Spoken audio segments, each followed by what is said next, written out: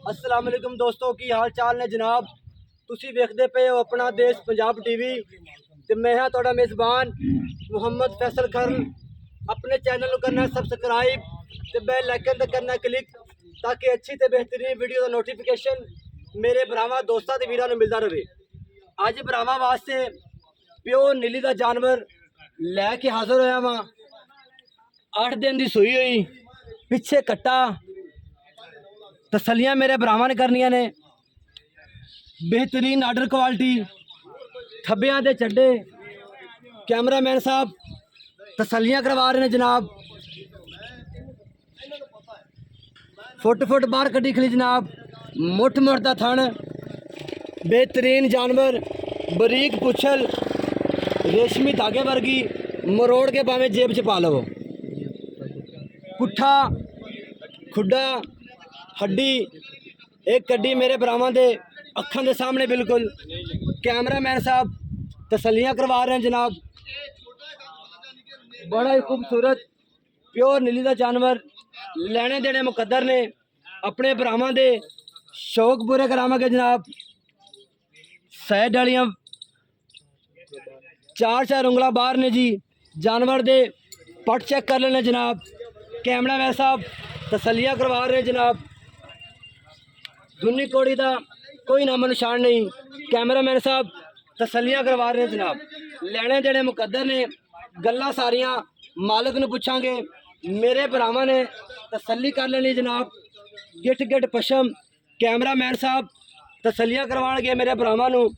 जानवर दे विच कोई फिजिकल कोई ऐब नहीं माशाअल्लाह जी। थोड़ा जिहा भाई इनू खोल लो तोड़ दिखा कालियां बिल्कुल। जानवर दे हाइट चेक कर लें जनाब। कद चेक कर लेना है। तोड़ के विखा रहे हैं भरावां नूं। लाभ चेक करो जनाब। कैमरामैन साहब मेरे भरावां दियां तसलियां करवा रहे हैं बिल्कुल मुनासिब रेट दे मकूल मुल्ला दे भरावां वास्ते लैके हाज़र हैं जनाब। तसलियां करनियां ने। लेने देने हमेशा की तरह मुकद्दर ने। सारियां गल्लां आदे भरा नूं ते मालक नूं पुछांगे जी इंशाअल्लाह। तसलियां कर लेनी जनाब।